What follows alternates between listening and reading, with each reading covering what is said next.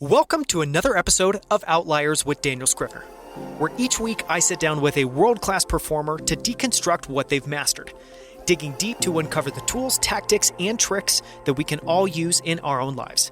And today we've got a really special show for you. My guest is Erling Kagge, who is a man of many firsts. The New York Times has described Erling as a philosophical adventurer, or perhaps an adventurous philosopher. In 1990, Erling and his expedition partner Bjørge Osland became the first people to ever reach the North Pole unsupported. Over the course of 58 days, they covered nearly 500 miles on skis, pulling hundreds of pounds of supplies behind them the entire way. They even encountered and had to shoot a polar bear. In 1993, Erling became the first person to make a solo, completely unsupported expedition to the South Pole, where he covered over 800 miles in 50 days without any contact with the outside world during the entire expedition. That got him on the cover of the international edition of Time magazine. And in 1994, Erling summited Mount Everest, completing what's called the Three-Pole Challenge, by making it to both the North and South Poles, as well as the summit of Mount Everest. Out of those experiences, he's published multiple best-selling books, including two of my all-time favorites, Silence in the Age of Noise and Philosophy for Polar Explorers, What They Don't Teach You in School.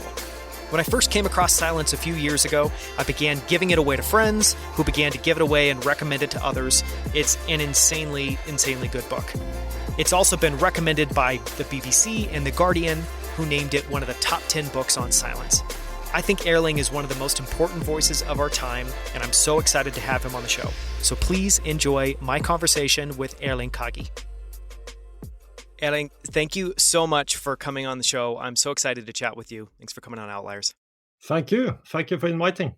So I wanted to first start off by just saying thank you. And the reason I wanted to have you on is your books have had a really profound impact on me. First, Silence, and then the latest book I've really been enjoying is Philosophy for Polar Explorers.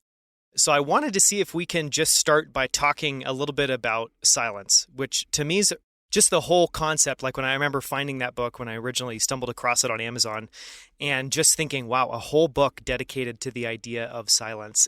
Can you talk a little bit about what led to you writing that book and what that book means to you? Just like 5 years ago, I had Sunday dinner with my 3 daughters, and they were all teenagers, and they were all connected, all looking at their phones, which was, of course, pissing me off. And I started to see that they didn't know what silence is. They didn't relate to silence at all. And I mentioned silence to them, and I said, silence is nothing, and nothing comes from nothing. To me, that was, I wouldn't say shocking, but a huge surprise.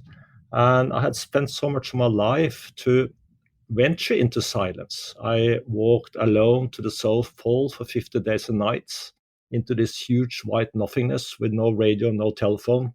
Hardly spoke to myself. And that taught me a great lesson on the importance of silence surrounding you, but even more important, inner silence. So then I came up with 3 questions. What is silence? Where is silence? And why is it more important today than ever before? After 2 years, I came down to 33 answers. Which is quite a few answers there. And just to maybe expand on that, so silence, clearly there's the kind of audio definition of silence, which I'm sure is what most people think of, just you're not hearing anything. Your concept to me seems much more holistic than that. Silence in terms of being with yourself, being alone, being with your thoughts. Yes, to me, the opposite of silence is noise, not necessarily sounds, but could be sounds, but also all kinds of noise, all kinds of expectations that the telephone is going to ring. You can't look into a starry night. There's all these man-made lights. A car is passing, a radio is running. You're always interrupted because you're always available. All this is noise to me. So the silence I wanted to explore and sit down and write about is this more like this inner silence, the silence we all have within, the silence which is there waiting for us to be discovered, to be explored. And of course, this silence is about yourself. Noise is always about running away from yourself, is always about trying to be someone else, while silence is trying to be yourself. Just comfortable with yourself or at home with yourself. Yeah, but it could also be pretty uncomfortable because Of course, noise is always the easiest option in life because then you don't have to really take anything that serious. While silence is quite often a little bit complicated, a little bit challenging, could be a little bit uncomfortable, but it's certainly worth it. Just to talk a little bit about that third question, and I'm sure part of the answer of why silence is more important than ever has to do with just how connected we are with technology, especially kids and teenagers, and anyone that's a parent definitely knows this and sees this. But can you talk a little bit about, I guess, your answer, your perspective on why it's more important than ever before? I think it always has been very important, but today, because we live in a culture where we are always supposed to be available, we always have a phone with us. Some of the quite a few thousands of the brightest people on earth, the best educated people on earth, the best paid people on earth, are working day and night to get us addicted to our phones. So, because we are disturbed, interrupted, spending like 3 or 4 hours every day over phone. If we live until we're like 82, 83 years, like we do in the States and in Norway, we will spend around 13 years of our life looking onto a screen on our telephone. That's insane. So I just decided I really have to sit down and write a book for as many people as possible to read, not because I'm going to tell anyone what they're going to do, but just tell people about my own ideas about it and how crazy it has become and about how rich life can be. Have you been surprised at how successful that book has been? Because it's a best-selling book. It's been translated into multiple different languages. I'm curious, when you published it, did you know it was going to be successful, or was its success a surprise to you? Not at all. I approached 3 agents and two turned me down.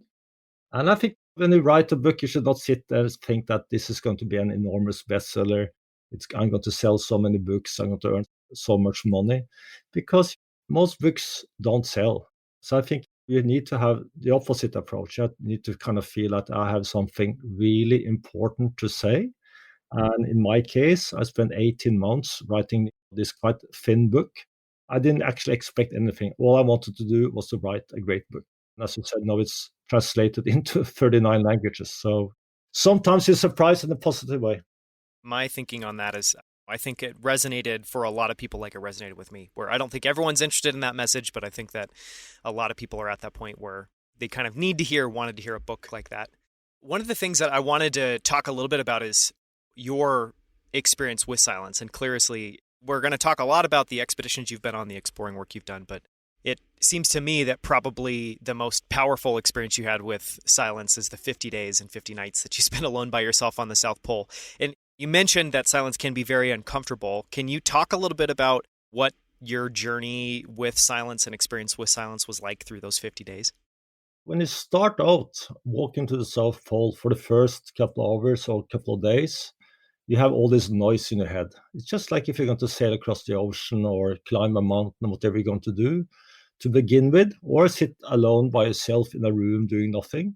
You will have all this noise because you're thinking, and thinking is about being in the past or being into the future. And to me, that's also noise. So to begin with, I had all this noise in my head. But after a few days, I started to think less. I started to live, becoming a part of nature. I got into very good rhythm. Of course, the secret walking to the South Pole is to put one leg in front of the other enough times. But also, it's a challenge also to try to have a good time while you're doing it.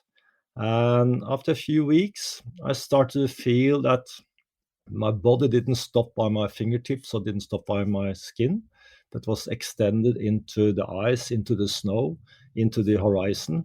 And I became a part of nature. And I started to have a dialogue with the surroundings, sending some ideas out, getting all the thoughts back again. So you very much feel that you're present in your own life, that the future doesn't matter, the past doesn't matter. The only thing that matters is actually where you are there and then. And that again feels very meaningful. Of course, I love life in Norway. I love to travel. I love to hang out with people. An expedition like this is not about turning you back to the world. It's more like opening up. It's seeing the earth from different perspective. And it's about loving life even more.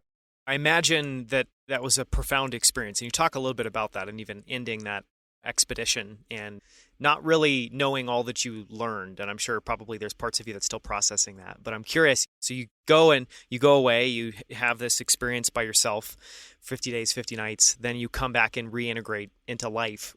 Were there realizations you had, or were there new practices that you started doing once you came back? Yeah, obviously apart all that we have met. The thing is, you get home and after a few days your washing machine breaks down. You need to have it repaired. And you need to earn some money to pay the guy who repairs your washing machine. So you get back to life pretty quickly.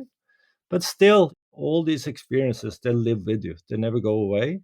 For me to have walked to the South Pole, but also all the expeditions, combined with running a business today and also being a family man, really enlightened my kind of horizon or about the importance of keeping your pleasures simple, to be the center in your own life, not in an egoistic way, but more like maybe more in an egocentric way, that we need to listen to yourself and also to be able to be good to other people. So I want to change and go back in time a little bit and talk about all of the different expeditions you've done. And I knew a little bit of that reading about some of your books, but I learned a lot more just in preparation for this interview. You crossed, I believe, the Pacific Ocean via boat first, then you completed the 3-Pole Challenge, first by, I believe, doing the North Pole, then the South Pole, then Everest, and that was within a really compressed period of time. And you've done many other things, but can you talk a little bit about just what drew you to wanting to go and have one of these kind of all-consuming kind of expedition explorer experiences in the first place? First of all, I strongly believe that we're all born explorers, in the sense that when you're 1 year old, you learn how to walk, and you walk out to the house and you start to wonder what's hidden between yourself and the horizon. And soon you will start to wonder what's hidden beyond the horizon. So this spirit of exploration, that's something we all have. And of course, I have kept it more than most people, but it never goes away. We all have it to a certain degree. So to be an explorer is not something you begin being, but something you slowly stop being. But you still have it until you die. So for me, but also because I'm born in Norway, so I'm used to be out in nature. I'm used to the cold. I'm used to the oceans. I'm used to go skiing. So I somehow kept that spirit, and I'm very much driven by curiosity and by wandering. Just have been wandering my whole life, and I think that's one of the sad things with new technology, that we wander so much less. Because we don't want to go out anymore. It seems like everything just comes to us, or at least we can stay stationary in one place. It's true. It comes to us because if we wonder the direction, we look at our phone. If we wonder what's 10 times 56, we just go to our phone. Of course, the IQ level is going down these days because we're not wondering anymore, and we don't need to Come up with memorize our own anything. answers. It has many advantages, but it certainly has some huge disadvantages too. I'd love to talk a little bit about kind of going through each of those expeditions you did piece by piece. Because even with that first one, was it crossing the Pacific Ocean? Am I getting that right? That was the second one. The first one was to sail back and forth the Atlantic when I was 20 years old, together with 3 other guys. We rented a boat, sailed from Lisbon down to West Africa, to Caribbean, and back to Norway, 10 months or 9 months. And we were just about sinking in the Atlantic, and it was pretty brutal or steep learning curve. And then I sailed from New York to Panama, a couple of days later down to Antarctica, around Cape Horn, with a Bermudan boat called War Baby. And then I decided to try to, as you said, be the first to walk to the North Pole unsupported with this Norwegian guy called Børge Aasland.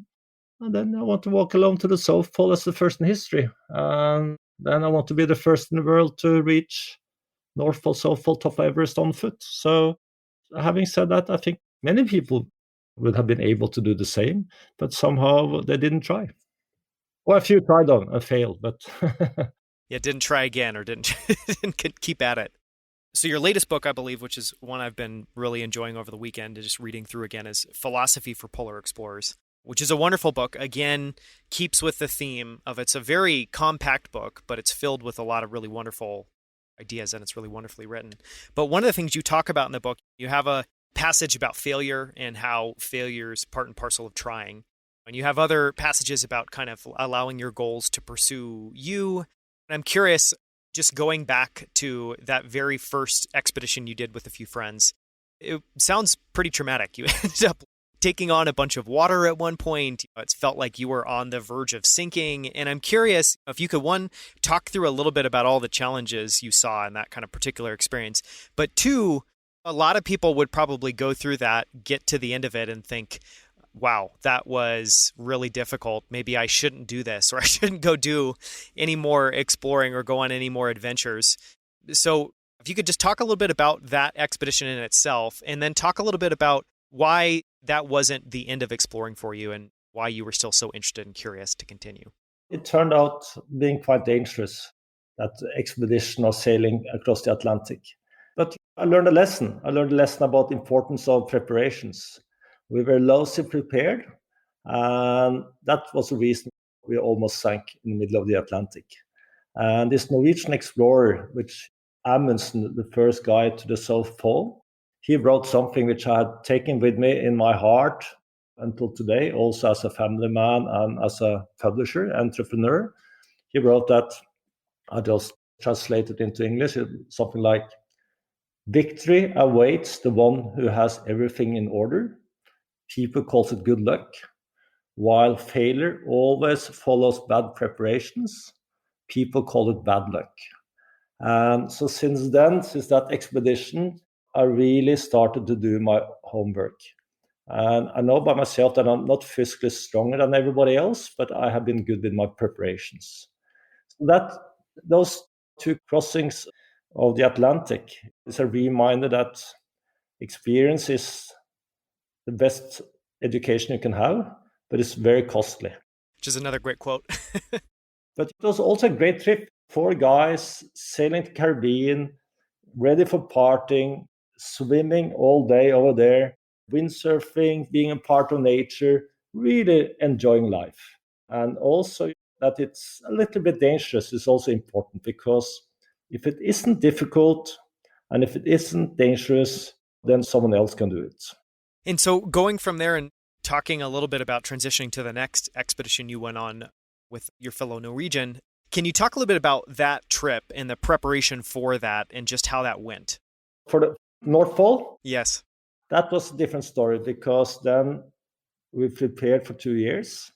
And of course, at the time, late 80s, National Geographic, which was a magazine we all read at the time, they said in an article that maybe the last great challenge in the Arctic is to walk to the North Pole unsupported. And we read it and we thought, this is something we're going to do. And the 3 guys, we got together and we prepared for 2 years. And when you prepare, you need to, of course, raise sponsorships, which is the most humiliating part of it all, but you have to do it. And I think it's healthy to be humiliated sometimes. And then you need to prepare the food. You eat the same food every day: fat, mashed potatoes, dried meat, oat, chocolate with extra fat, formula milk.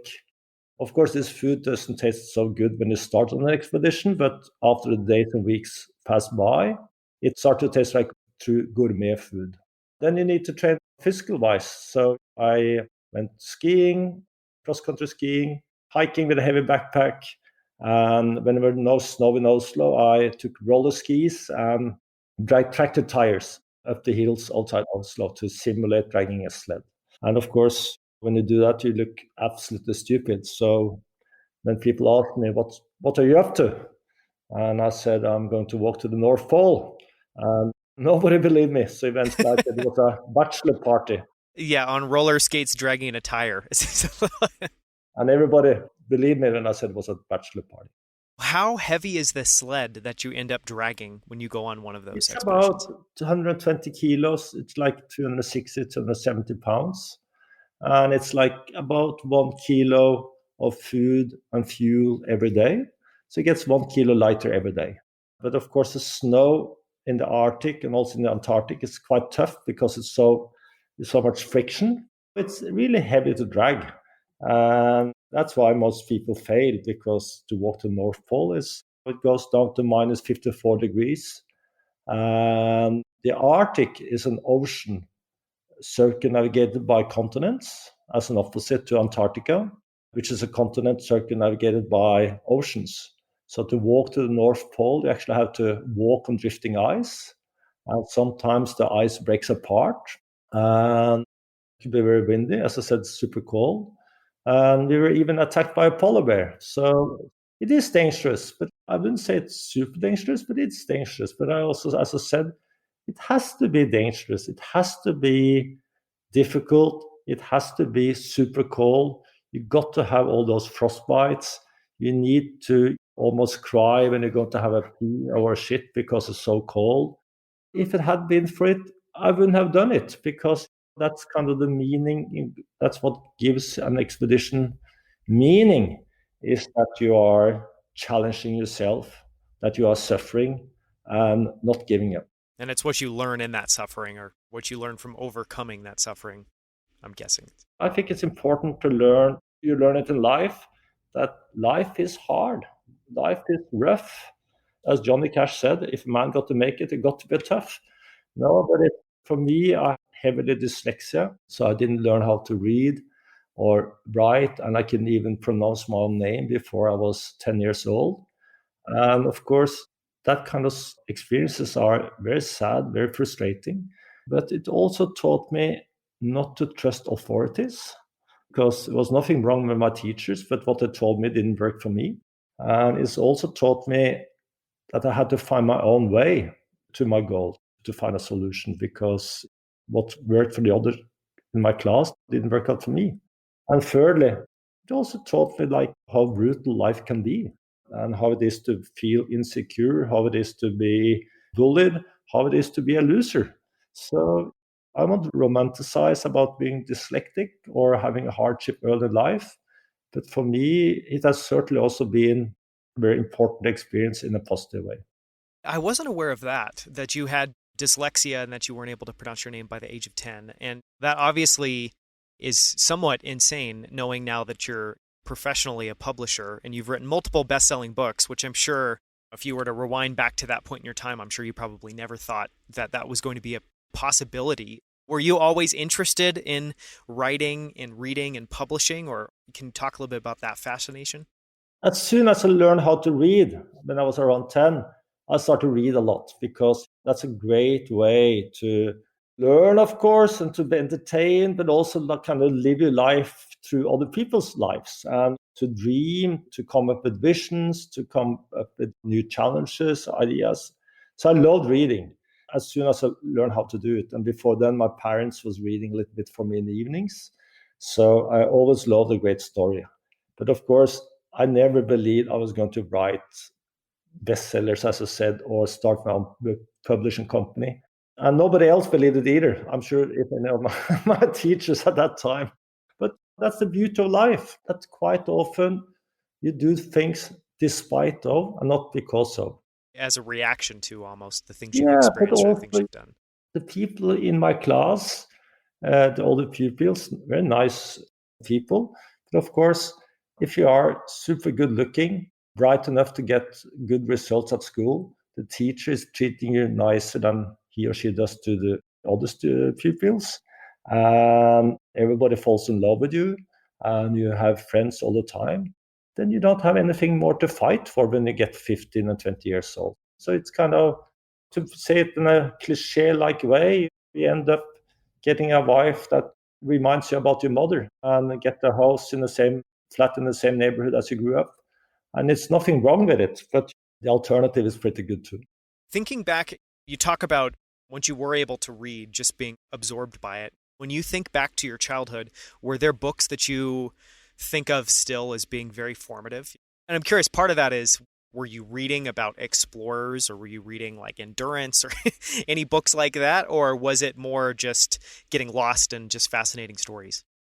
I remember the first book I read was a biography on this German guy called Albert Schweitzer, who later won the Nobel Prize. Peace Prize because of his humanitarian work, especially in Africa. And he was also kind of a philosopher about importance of life, and kind of respect your own life, but also respect every life on earth, like small plants, insects, and of course, most important, humans. So being 10 years old, reading the book, this was a book with big letters, easy read, but I still remember that book as very inspiring. I actually still have the book. And the second book was Papillon. Do you remember Papillon? The No. French book? This guy was super famous book. This guy, French guy, convicted for murder, maybe innocently, sent to this little island, Devil's Island, outside South America. It's his story about him escaping. I read that book twice in a row. I just loved it. And of course, I identified with him. I was dreaming about him. I lived my life through his story for several months. Yeah, I think there was a movie about that recently. I think just a couple years ago. Some years ago, yeah, a great movie. I think Steve McQueen played I think it was Steve McQueen. I can't remember. Great movie. So you touched on there, which is fascinating because just knowing a little bit about you, that first book sounds extremely advanced. It definitely wasn't my first book, was reading about a humanitarian and someone who ends up reading. You were 7 years old. I was 10 years old. Sure, you had built up to that point for quite a bit longer. But that was maybe a little bit of an introduction to philosophy for you. You end up going on all of these expeditions, then you go and actually study philosophy, and then most of the books that you've published, I think, are very philosophical. I don't know if you'd call them philosophy books. They definitely talk about kind of a very unique, very thoughtful perspective on life, perspective on topics like silence. But when were you first fascinated with philosophy, and what led you to ultimately wanting to study that? I think I've been fascinated by philosophy for my whole life, but I didn't hear about philosophy until I was way into my teenagers. I like philosophy in the sense of thinking about important matters, thinking about ideas, thinking about what's right, what's wrong. I think that's something I've been doing for almost my whole life. But to sit down and read proper philosophy, maybe in my late teenagers, then I start to see that I could kind of understand myself much better by reading philosophy, understand the world, and understand why people are doing as they're doing, and also being better at kind of predicting what's going to happen next. And then also taking pleasures reading it as such, not as a means to end something else, but just like a great pleasure. So then I kind of kept on reading philosophy, and I became close friend to a philosopher. And to me, it helped me to develop my relationship to nature, taught me about listening to Mother Earth. Like, it's 4.5 billion years old, so kind of naive today that we hardly listen to Mother Earth anymore. And it also made me, I think, a better publisher, and also believe, and I hope it also made me into a better human being. And are there philosophers that you really admire or whose works you really enjoy? Many. This Baruch Spinoza, mid-17th century Dutch philosopher. I read his main work, The Ethics, twice, and I kind of understood less the second time than the first time. So, so it's complicated, but as I said, I believe in making life more difficult than it has to be. So I don't mind reading books I really don't understand properly. I think it's healthy to try to listen to music and reading books that you don't really understand. And it feels like clearly part of philosophy, or at least it seems like part of the philosopher's tradition, is kind of going far away, really embracing that silence or embracing a different perspective in order to help shape the way that you think about it and be able to see things objectively.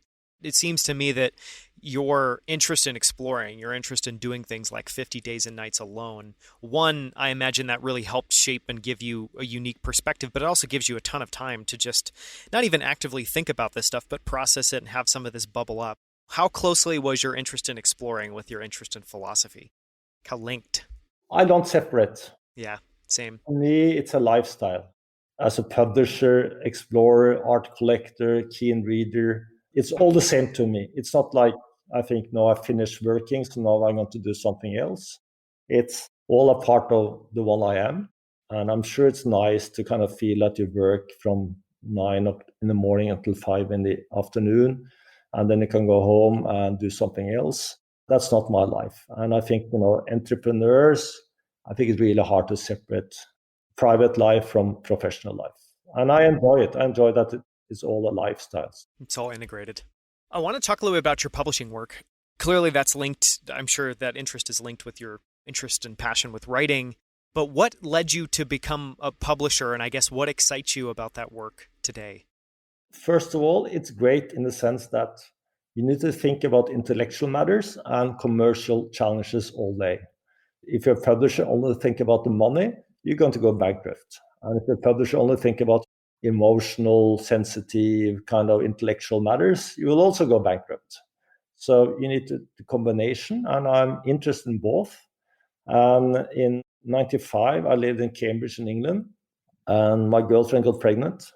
And I thought I should go home to Norway. I should change my life a little bit, do less expeditions. I should be able to earn some money so I can buy a home and try to be a good father. And then I thought, what should I do? And I looked at different options and I decided on book publishing. One reason was because it was an old fashioned, stuffy, very conservative business, which was good for me. Secondly, because I thought it's interesting. I can probably have a great time being a publisher. I can publish, I didn't think about it at the time, but soon I also understood I can start to publish important books that can change people's lives to a certain degree. So I think as of jobs, I think this is the best job I could have. And then I published 3 books, it went well. And then I published 13 books and it still went well. Today we are the biggest non-fiction publisher in Norway. And it's still fun. Of course, sometimes it's not so fun if we got but in general, I think it's exciting. And I think for every entrepreneur, of course, it's nice to earn money and blah, blah, blah. But I think the most important for most entrepreneurs are like you really feel that you're succeeding with what you're doing. You're creating good stuff. As also as a publisher, of course, we can't change the whole world, but everybody can change the world. We can search a little part of the world. And as a publisher, I feel that I'm changing the world a little bit for the better. You talked about there that it was an old, stuffy kind of business or world, which was good for you. I'm guessing it's good for you in the sense that you wanted to go in and do something very different. Is that true? Yeah, in Norwegian, we have this saying that if people in the business you're going to venture into has a lot of hair in the nose, you have a huge opportunity to succeed. I don't think I translated properly, but something like this. No, that's a great, I mean, I appreciated that translation. That's great. Yes, exactly. Because I think in general, after traveling to more than 100 countries, talk to thousands of people, my impression is that most people underestimate themselves and their own possibilities in life. But of course, some people are overestimating themselves, and certainly Norwegian publishers at the time, they were thought too good about themselves. So I saw a window of opportunity, worked hard, and published some great books from day one. And of course, the world is unfair, but it's not only unfair. So if you work hard, publish some good books, you have an okay chance to succeed. And what are some of the books you're most proud of that you published? From the States, we published like Colson Whitetail, Railroad Underground, and several kind of famous books. And they're selling really well also in Norwegian. But then again, we had many books that we are developing the ideas ourselves. And then we publish them in Norwegian, and then they are sold to many translations throughout the whole world. And that's something I'm really, really proud of. In my company, you're not allowed to say it was my idea. I had the idea first. I think that's very bad. I think it's a collective thing. It's a group thing that we develop ideas together. And it's like sitting around a fireplace late in the evening, just before you're going to go to sleep in a tent or just under open skies. And everybody sitting around the same fire, and we develop ideas and try to make great books. We publish around 100 new titles every year. It's fantastic. Like just a few years ago, we had this book on Norwegian wood culture, how to chop wood, how to stack wood. We are 5 million people in this country, and we sold 170,000 copies. We didn't expect it to export, but then it became a bestseller in Germany and England and many other countries. And it also became a kind of important book for many people, because the reason people chop wood, I think, One of the reasons is because you would like to get away from your family for an hour. But then also, it's nice to do it because it's physical. You don't think about anything else. You don't have any noise in your head. And eventually, the wood you chop can heat up the house you live in, maybe with your family. And that also gives you a great experience. So I think people really need to get away. And also, I think that's one reason we sell so many books on knitting, because people like to knit, because then you're not disturbed. So you get some silence in your life. That's also, I think, why we also sell books brewing beer, because that's another way to get away and doing something sensible, something meaningful, but not being disturbed by your telephone or by anyone else. It sounds really similar to the idea of like a flow state or doing an activity to kind of, I don't know, just you lose track of all sense of time. To your point, you stop thinking about the future, you stop thinking about the past, and you're just in the moment. It's suddenly present in your own life. As I also write about in my books, I think a challenge for many of us is that we're doing the same things every day. And I'm not against routines. I think routines are very important in life. But eventually, if everything turns into routine, as I said early on, if you spend 3 or 4 hours every day looking into a screen to explore the world and explore yourself, then you will soon have the impression that life is very short. And that impression will just grow on you as the years pass by. And when you are as old as me, 57 years old, you start to go to 60th, 70th, 80th birthday parties. And every party, someone is talking about life being short. And I didn't really understand that all these days, weeks, and years, that was life. And that's a little bit sad, because you have this huge opportunity to have a rich life. And then you're kind of wasting it by never breaking free. I'm not saying that like you should walk to the South Pole like I did, but somehow you need to find your own South Poles. And as I said early on, I think most people are underestimating themselves in terms of possibilities. And when you say people find their own South Poles, is that taking on challenges that's going to bring out the best in them? That's really going to, I don't know, kind of make them either succeed or fail? Or how do you think about that? I don't like to fail, but but fail is a kind of a part of everything. So I think more like, yeah, bringing out the best, but also like doing things a little bit differently. Like not doing exactly the same. You go to bed in the evening, you lay down on the same place in your bed, and throughout the whole day, next day, you're doing kind of exactly the same. You have to break free. And practical wise, as you have seen in my books, I'm not trying to give any people advices. I just tell them about what I find important, and then you need to find your own ways. But just practical wise, if you take away some apps from your phone, like just take away Facebook from your phone and just leave it on your PC at home or at work, so you can congratulate people their birthdays. Just that is like a small change, not a great change, but an important change. So I think you just need some variety in life. I want to ask one more thing about your publishing, which is you mentioned that you focus just on nonfiction, which is really interesting. Can you talk a little bit about that? We also have some fiction like Colson Whitehead and a few others, and Bret Easton Ellis. But it's because in Norwegian publishing, but I also think in US, most places, fiction is the most prestigious. That's kind of the high end in publishing in general. That's kind of considered the coolest, highest status. So I think that's a very good reason for publishing nonfiction, because I didn't start in publishing to get a medal. I started, as I said, to have a job, to do a good job, publishing great books, have a hopefully a very good business. So I just believe that you don't need to go against all trends all the time, but I think sometimes you need to, again, find your own path. And when people think it gives them the most prestige to do something, you should do something else. And on a personal level, I think quite often reality is so much more exciting than people manage to come up with while they write fiction. I mean, reality is just insane, crazy, super entertaining, challenging, great reads. So that's also another reason I like nonfiction books and to be a publisher. And you talked a little bit about how within the company, no one can say that they had an idea first and how you're focused as much on coming up with your own ideas and working as a group. Can you share a little bit about what that process looks like? Even for a book, I guess, like the book you mentioned about chopping and stacking wood, does coming up with ideas mean like first finding an interesting topic, then trying to find the right person to write on it? And are you really just spinning up these books and ideas from scratch, or what does that look like? Could be almost from scratch, or maybe you have read or heard something.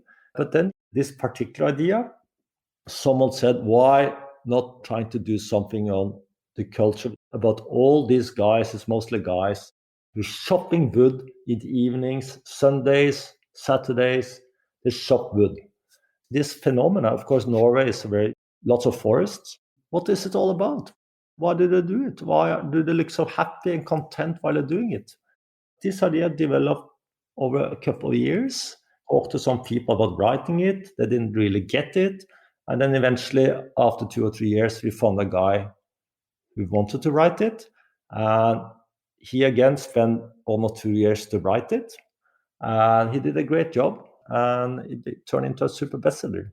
So kind of the idea as such was not a great idea, but it ended up being a great idea because everything came together in a very, very good way. And that project sounds like it was probably what, 4 or 5 years in the making? Yeah. Is it difficult? It seems very similar, I guess, to just putting one foot in front of the other, Exactly. like on your expeditions. So it just seems like you're constantly kind of overcoming those hurdles. Is that demotivating at all? And is that demotivating for people on your team? Or how do you guys think about that internally? The good thing is that most people give up. They don't want to put like one leg in front of the other enough times. So they give up.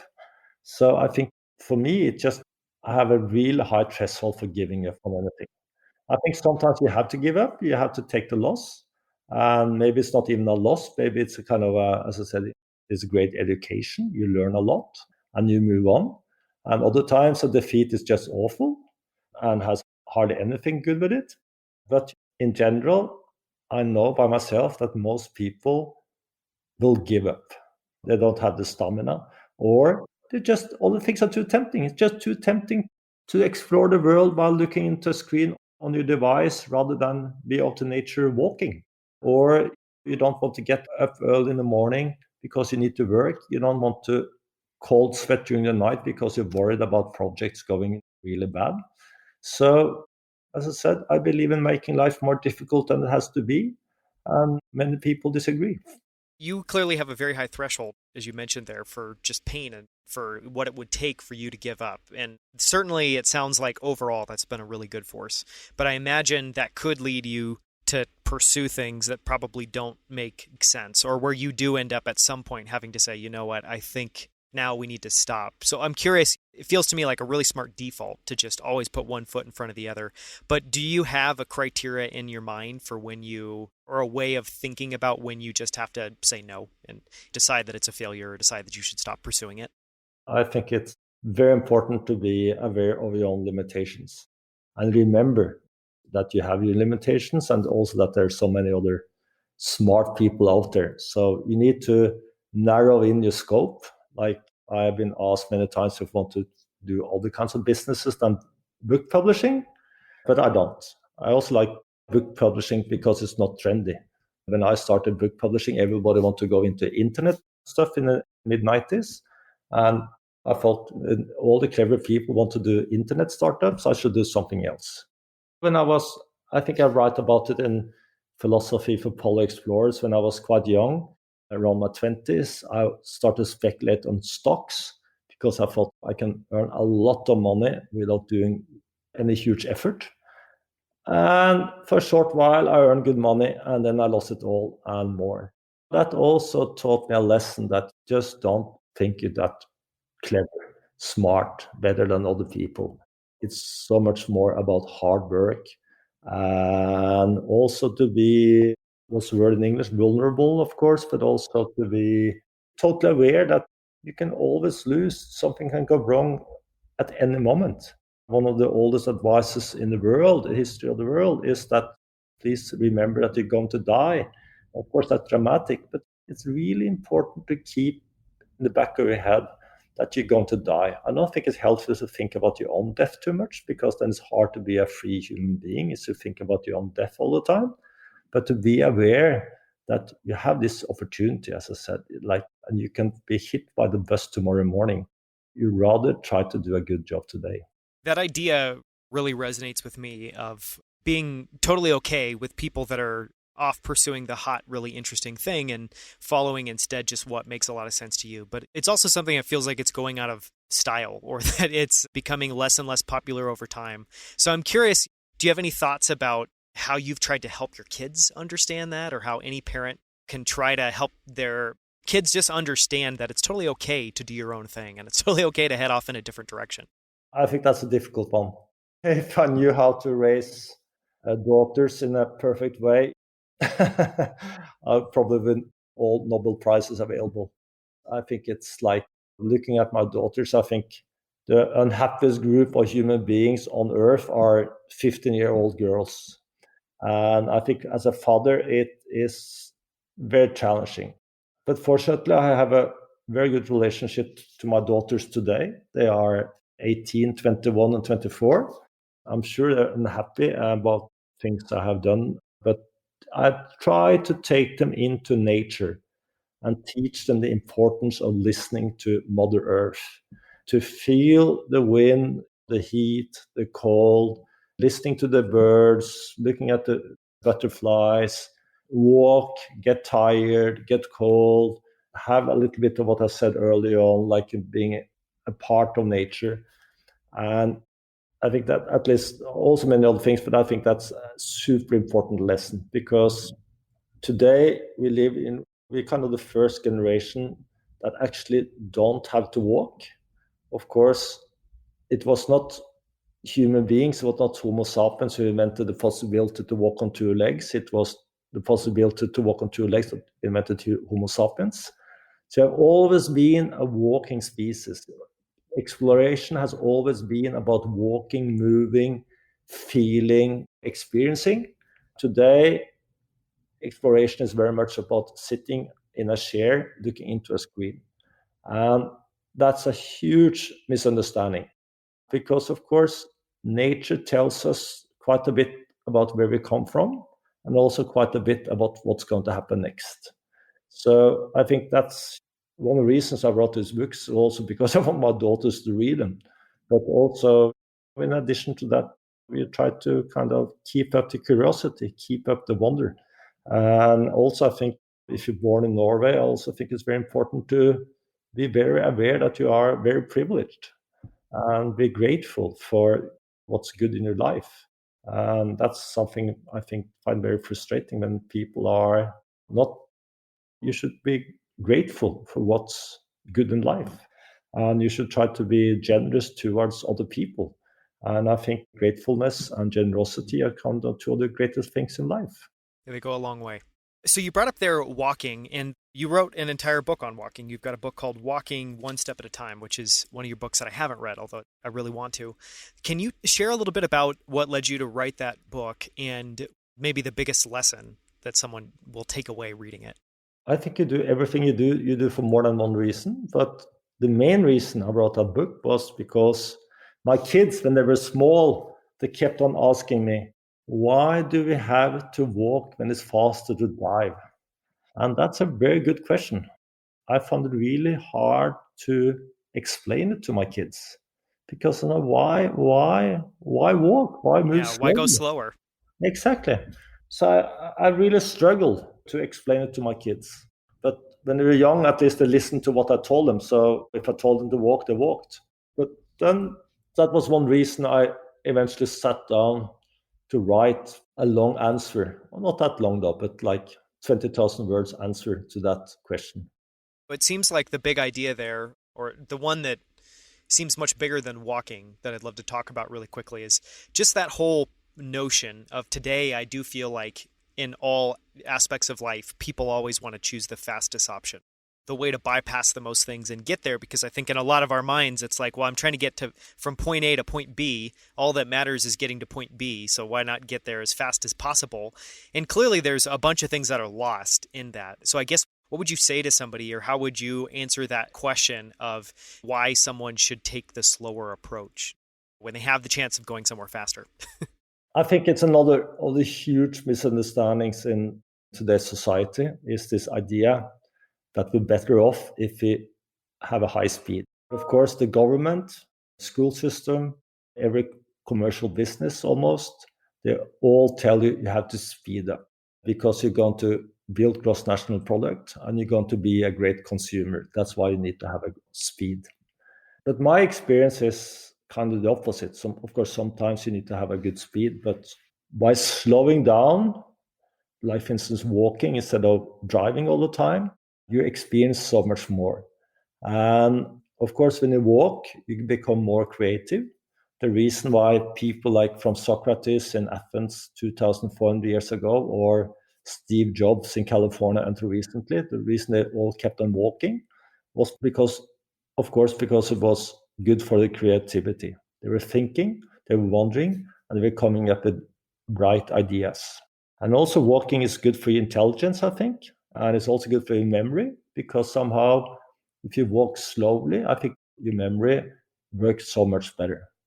And I also think it's good for your emotional life that if you sit in a chair, so little things are happening in your mind. While if you walk, it's even in our language. If you move, you're being moved. You emotion. So that's just some of the examples why walking is important. But also, I'll try to say this in English. It's also about time, in the sense that let's say you're going 10 miles down the street and you drive that distance and it takes you a few minutes and then nothing is happening while you drive that. You don't see anything, you don't hear anything, you're not thinking about anything. It's kind of nothing to write home about. And then if you walk the same distance, you probably use maybe 3 hours and you feel the air, you're smelling what's going on, you are seeing, watching into the faces of people. If it's on nature, you see the grass, you see the trees, you're seeing your fellow citizens. If you're in a city, which is very important, if you're going to have respect for the people, you need to see them. You have all these small experiences, nothing great probably, but all these small experiences. Then time is stretching out, is opening up. And the world is opening up because instead of just passing everything in a high speed, you see it, You interact with it. you get experiences. So then also the world is stretching out, is opening up. That again makes your life so much richer. So I don't think you should walk all the time. I have a car, but we should walk more. We should accept, like, sometimes just slow down. As I said, being the center of our own lives, not live our life on the conditions of everybody else. Because walking is very much about freedom. And I think that speed up is about the opposite of freedom, it's unfreedom, because it's other people, it's the government, as I said, the education system, businesses that decide how you're going to live your life. Not all the time, but sometimes you should break free. It's a great answer. It's a lot to think about there. So many good points. One more thing. Remember, every great revolution in the world, history of the world, has started by people walking the streets. Which is very timely. Exactly. So a lot of that going on in 2020. I want to ask one more question and then we can go into some of the closing questions. But one thing that you touched on earlier is just how much we should be learning from Mother Nature and how much Mother Nature has to teach us. And yet we're the most disconnected from that, which is something I totally agree with. Just we moved from San Francisco, which was in the middle of the kind of tech scene, to Colorado. We live up in the mountains. We live in the middle of the forest, which is a national forest here. And so we get a lot of really harsh conditions. Life's not as easy as it is down in the city, but I think it's for sure a better life. And definitely just being out in nature, seeing our son be able to go out in the forest and just go and wander. I think that one, it just puts, well, there's so much research to say that it puts us at ease and it's where we feel most comfortable, is being out in nature, being with the trees, being with all those organic shapes. So anyways, it's had a really big impact on my life. And it's been fascinating to watch kind of my son learn from nature. But in all of your experiences, including super isolating experiences, like being on the South Pole for 50 days, what are the big lessons you've taken away from Mother Nature? What do you think that it has to teach us all? Which is a big question. I guess a big answer. One way, when you're in nature, you kind of become aware of your own smallness in the sense that whatever you do, nature has so much more resources, it's so much bigger, it's going to last for so much longer. But on the other hand, you also get this feeling of greatness, that you are a part of everything. You are a part of the dirt, the dust, the trees, the air, the wind, the sun. You're part of it all, of the whole universe. So that also kind of put you in place somehow. And although you're just this minor character, you still are a very, very important being. So I think now that combination about feeling little and feeling great is one very important lesson from nature. Yeah, it's a great lesson. So just moving on to some closing questions, one of the ones I wanted to ask you was, we've talked a little bit about all the different exploring and expeditions that you've done, and I highly encourage people to read your books where you go in to a lot more depth into things like running into that polar bear and having to kill this polar bear when you were in the North Pole. That's just one small element of one of those stories. We could talk for hours about those stories, but I'm curious, when you think back on those, is there one of those expeditions that you just hold on to the most dearly, or that still resonates with you the most strongly of the things that you've done? I think to walk alone to the South Pole, that was the greatest for me because I was alone. I consider myself to be a very social human being, but I was alone and had to live my own ideas and thoughts for I didn't know for how long. And then being so close to the ice and the snow and the wind and the sun, that was the most important in my life because it taught me this lesson on silence. It taught me a lesson, as I said, about hardship, also a lesson about how to succeed, how to survive. So for me, that expedition to the South Pole was more an expedition into myself. So one of the questions I want to ask as well too is for any book recommendations you might share with the audience. For people that are listening, clearly not seeing this, but Erling at the beginning of the interview is in his library, which is stacked literally floor to ceiling with books. You've clearly read plenty of books. I'm curious, do you have recommendations you would give people for someone? I think the most interesting would be any amazing stories of explorers that you really enjoy, or books that they've written, or books about them. And then two, are there books that you refer to people, that you recommend to people, that you give out to people that you think are really meaningful? The book I gave away a few copies just recently was Pete Matthiessen's The Snow Leopard. Have you heard about it?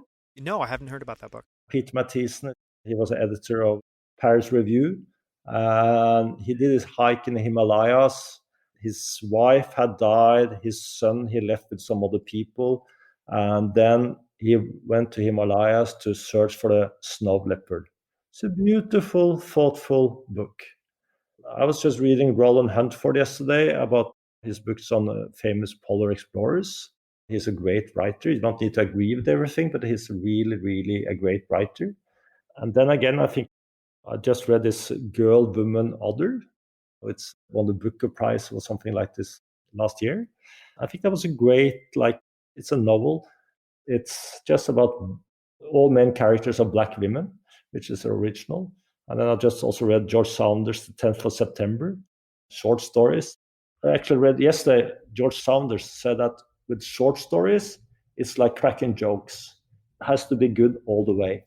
I think that's a good point because quite often with novels, I think it's you read two-thirds, and then when the author is going to wrap it all up, it kind of gets a little bit boring.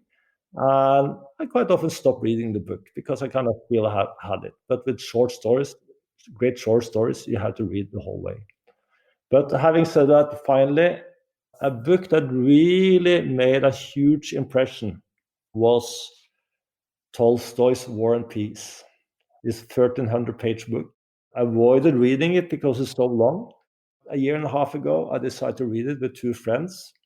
And I mean, it's tough going, but when I came to like page 1150, it was so good. I stopped reading. I took a few months break because I just want to live with the story for a few more months and let it develop in my head and live with the characters. I didn't want to let them go. And then I read the final part. That's incredible. Do you have any other favorite philosophy books or books from philosophers that you really enjoy or that you'd recommend? I just like a philosophical novel. I was just thinking I'm going to reread is Frankenstein, the classic from 1815, 1820. I think that book really relates to the time we're living in, not only with AI, but also with AI, but also many other things like Frankenstein, of course, was a doctor. He invented this being that eventually turned into a monster. But when you just read about it like this, it's not so fascinating. But of course, the monster has emotions. The monster falls in love. The monster does beautiful things. It does awful things. But somehow you also identify with the monster and the Frankenstein's monster. So I was just thinking I should read it again. And, it's also a very, very philosophical book.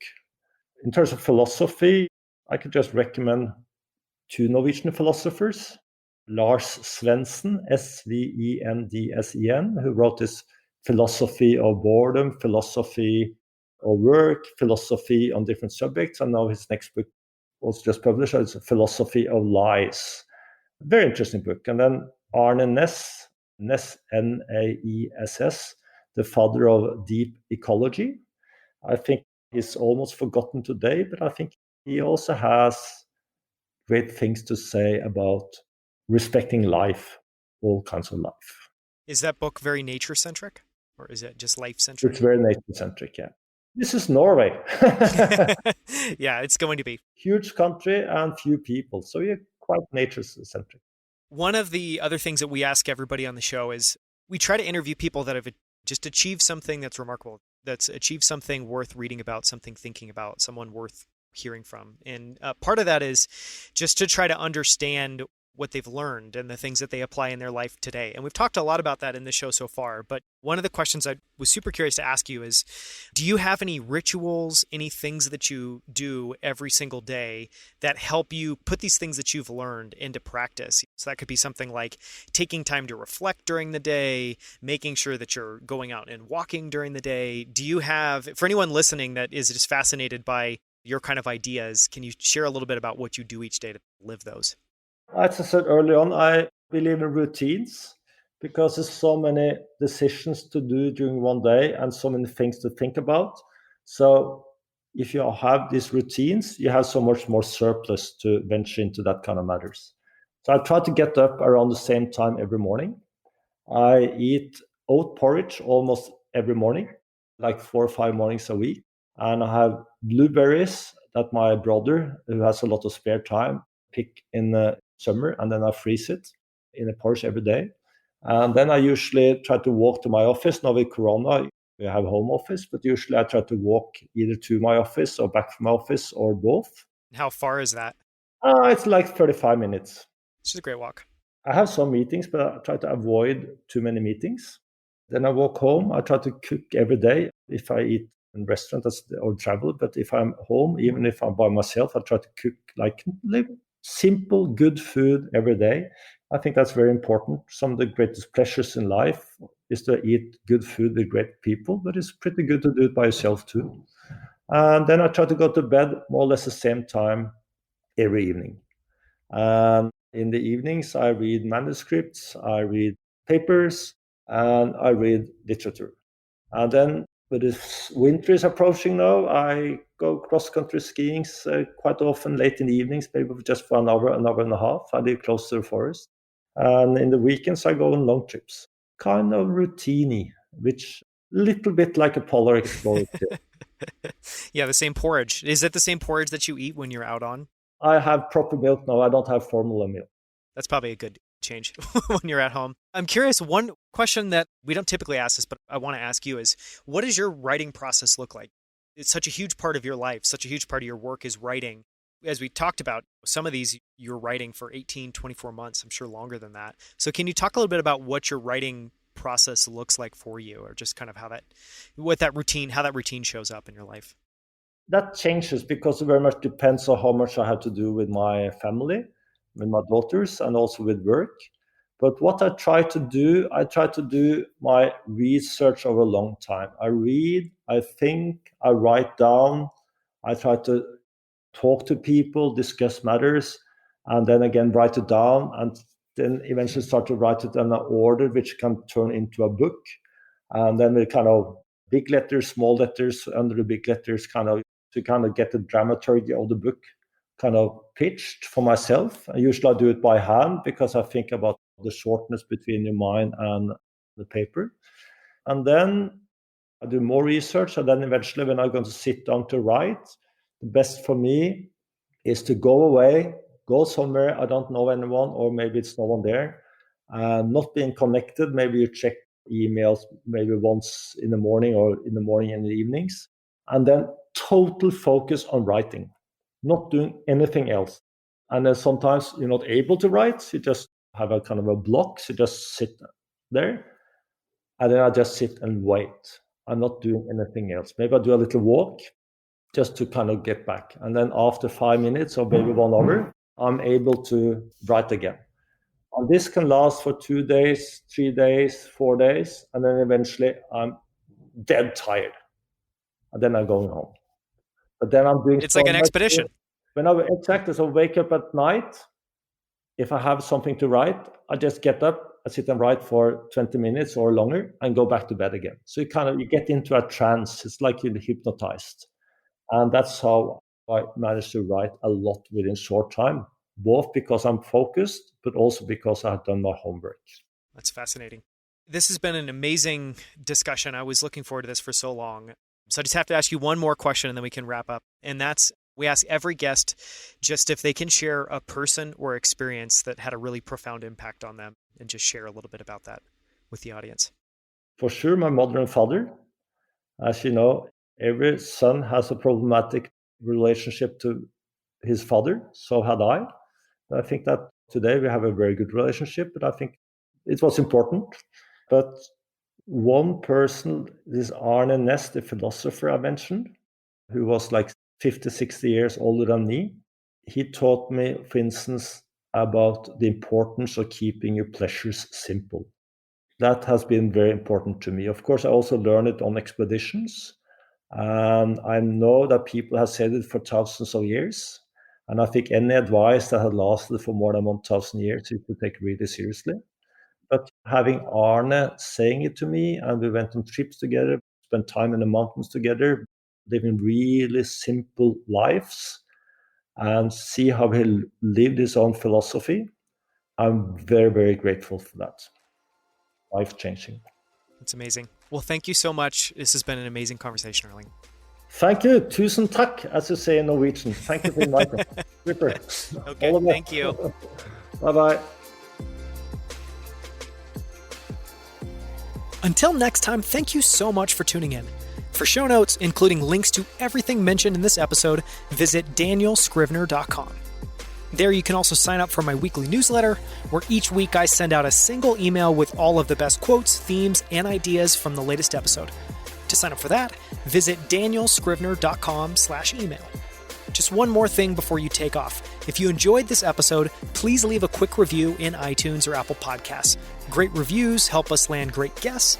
So if you've enjoyed this episode, take 30 seconds to leave a short review. We would so appreciate it. Thank you so much.